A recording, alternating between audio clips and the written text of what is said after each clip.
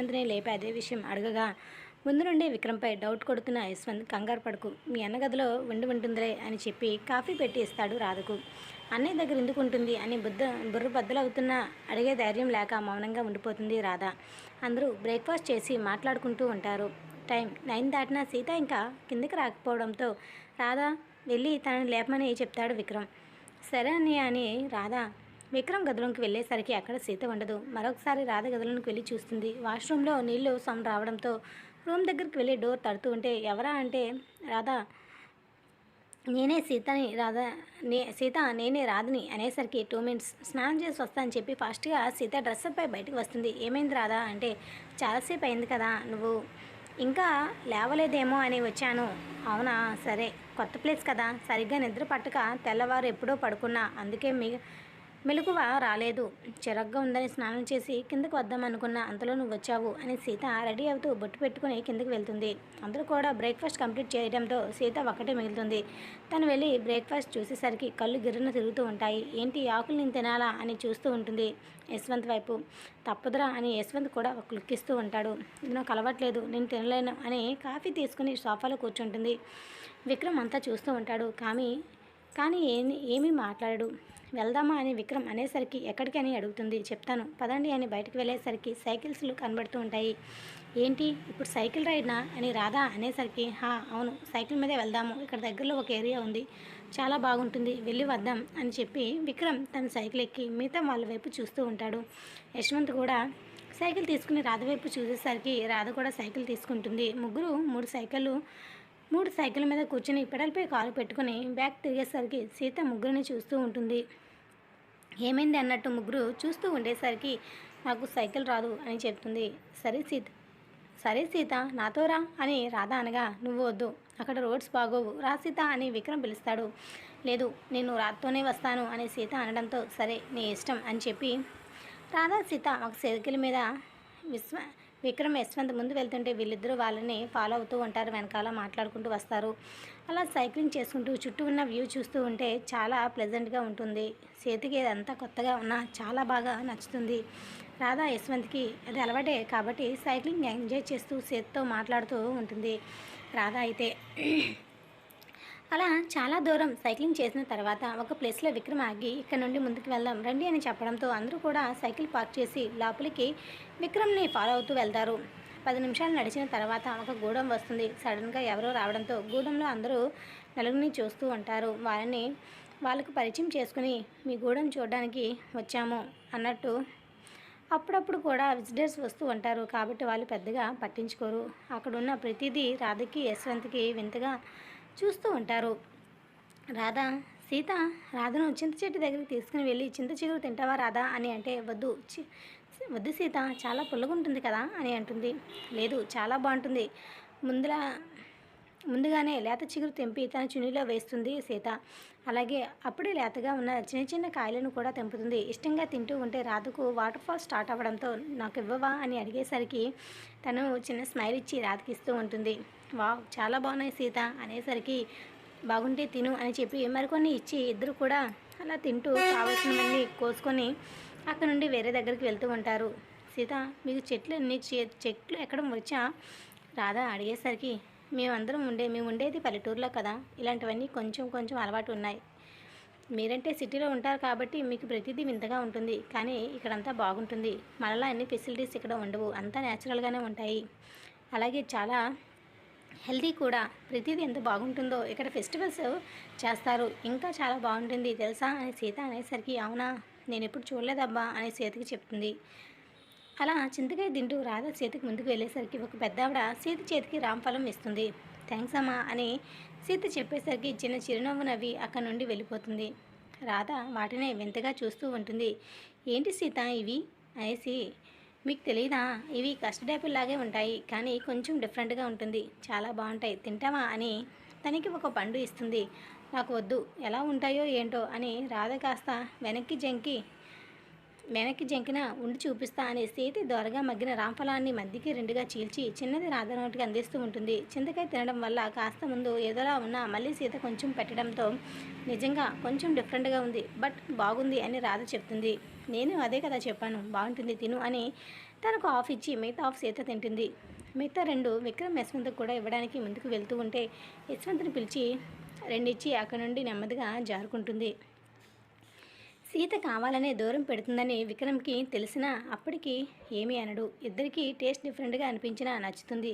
Fruit కాబట్టి విక్రమ్ ఏమీ అనకుండా మౌనంగా తింటాడు. యశ్వంత్ కూడా దూరం నడిచి అక్కడి నుండి చుట్టూ చూస్తూ ఉంటారు. పెద్దగా జనాలు లేకపోయినా ఉన్న పాతి గుడిసెల్లో కూడా వింత డ్రెస్ కోడ్తో వాళ్ళని మరింత అట్రాక్ట్ చేస్తూ ఉంటాయి. వాళ్ళు చేసే ప్రతి పని కూడా ఇంట్రెస్ట్గా చూస్తూ ఉంటారు. అలా నలుగురు కూడా కాసేపు అక్కడ తిరిగి రిటర్న్ ఇంటికి బయలుదేరుతారు. సీత ఒడిలో రేగుపళ్ళు, జీడిపళ్ళు, చింతకాయలు, చింత చిగురుతో నిండిపోతుంది. మధ్య మధ్యలో తింటూ చున్నీలు అన్నీ కట్టి బయలుదేరుతూ ఉంటుంది. సైకిల్తో పాటు ముందుకు వెళ్తే రాధ సీత కోసం చూస్తూ ఉంటుంది. తను వస్తుంది, నువ్వు వెళ్ళు అని విక్రమ్ సీరియస్గా చెప్పేసరికి ఫాలో అవుతూ ఉంటుంది యశ్వంత్ని రాధ యశ్వంత్ పక్కన సైకిల్ నడుపుతూ, యశు అసలు ఏం జరుగుతుంది వాళ్ళ మధ్యన? నాకేంటో మా అన్నయ్య ప్రవర్తన కొత్తగా అనిపిస్తుంది. అంటే ఇంకా తెలియట్లేదా? మీ అన్నయ్య సీతతో డీప్ లవ్లో పడిపోయాడు అంటే ఏంటి అని సైకిల్ సడన్గా బ్రేక్ వేసి ఆపేస్తుంది. మరీ అంత షాక్ అవ్వకు. అలా అని వాడిని అడిగితే వాడు అస్సలు ఒప్పుకోడు. బట్ విక్రమ్ ఇన్ లవ్ అని సింపుల్గా చెప్పి ముందుకు వదులుతాడు యశ్వంత్. నమ్మలేనట్టు రాధ అలానే ఉండిపోతుంది. కానీ విక్రమ్ బిహేవ్ కూడా చూసేసరికి చిన్నగా నవ్వుతూ మళ్ళీ యశ్వంత్ పక్కకి వస్తూ, అయితే సీత నిజంగా నాకు వదినవుతుందా? ఎంత బాగుంటుందో కదా. తను చాలా మంచి అమ్మాయి. కానీ నాకు తెలిసి సీత క్యారెక్టర్ బట్టి తను ఒప్పుకోదు కదా. అంటే సీత అయితే ఒప్పుకోదు, మనవాడు వదలడు. మార్నింగ్ చూసావా, తను బ్రేక్ఫాస్ట్ చేయకపోతేనే అప్పటి వరకు మౌనంగా ఉండి వెళ్ళే ముందు జ్యూస్ ప్యాకెట్ తన చేతిలో పెట్టి సీరియస్ వార్నింగ్ ఇచ్చి ముందు కదులుతాడు. తను ఆకలిగా ఉంటే మీ అన్న చూడలేకపోయాడు. ఒక్కరోజైనా నీ గురించి అలా కేర్ చేశాడా? నువ్వు బాధపడతావని కాదు. సీత మీ అన్నకి బాగా నచ్చేసింది. అందుకే వదులుకోవాలని అనుకోవటం లేదు వాడు. అలానే వాడు ప్రేమిస్తున్నానని ఒప్పుకోడు. చూద్దాం వాళ్ళ ప్రయాణం ఎటు వెళ్తుందో అని వాళ్ళు మిగతా మాటలు మాట్లాడుకుంటూ అలా ముందుకు వెళ్తూ ఉంటారు. సీత విక్రమ్ను చూస్తూ ఉంటుంది. మాట్లాడకుండా ఎక్కువ అని విక్రమ్ గదిమేసరికి విక్రమ్ మొండితనం తెలిసిందే కాబట్టి సీత ఏమీ మాట్లాడకుండా మౌనంగా వెనక కూర్చోబోతూ ఉంటే, లేదు ముందుకురా అని అంటాడు. నో నేను రాను అని అనేసరికి నీకు ఎలా కాదే అని ముందుకు కూర్చోబెట్టుకుని విక్రమ్ కూడా ఇక స్టార్ట్ అవుతూ ఉంటాడు. విక్రమ్ దగ్గరగా ఉండేసరికి సీతకి అస్సలు ఊపిరాడదు.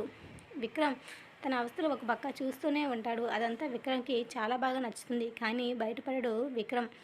సార్ నేను వెనక్కి వెళ్ళనా? నాకు ఇబ్బందిగా ఉంది. సీత అనగా, లేదు నాకు కంఫర్ట్గా ఉంది. నువ్వెందుకు పొద్దున్నుండి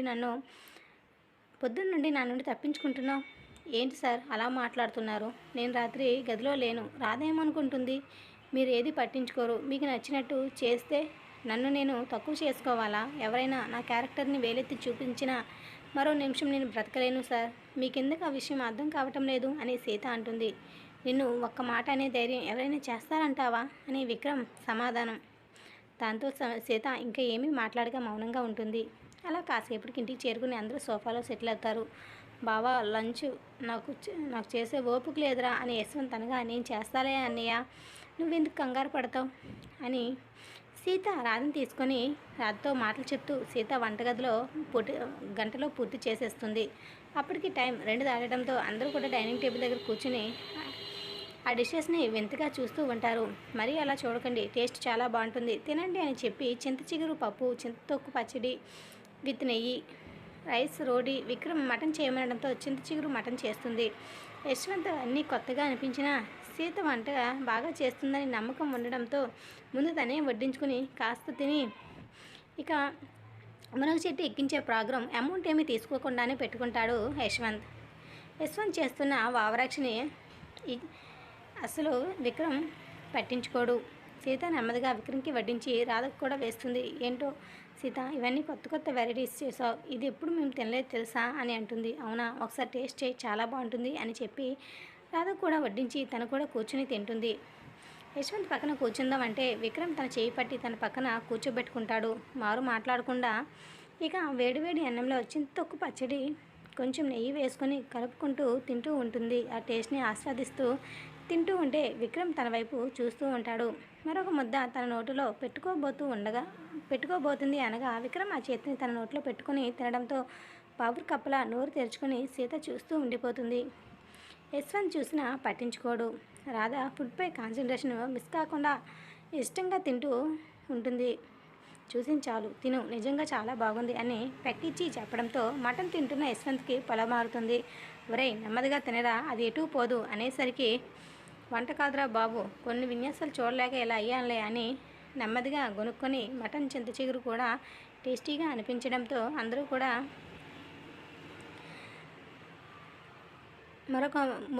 మరొక ఎక్కువే తింటారు.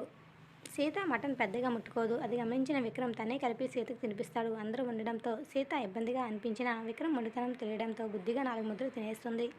అలా కడుపు నిండుగా నలుగురు తిని సోఫాలో సెటిల్ అయిపోతారు. టీవీ ఆన్ చేసి ఇక హర్రర్ మూవీ పెట్టడంతో సీత రాధ ఒక సోఫాలో, విక్రమ్ యశ్వంత్ ఒక సోఫాలో ఉండి చూస్తూ ఉంటారు. ఇది రోజు వీడియో. మీకు ఈ వీడియో ఎలా అనిపించింది కామెంట్ చేయండి and like the video. Thanks for listening.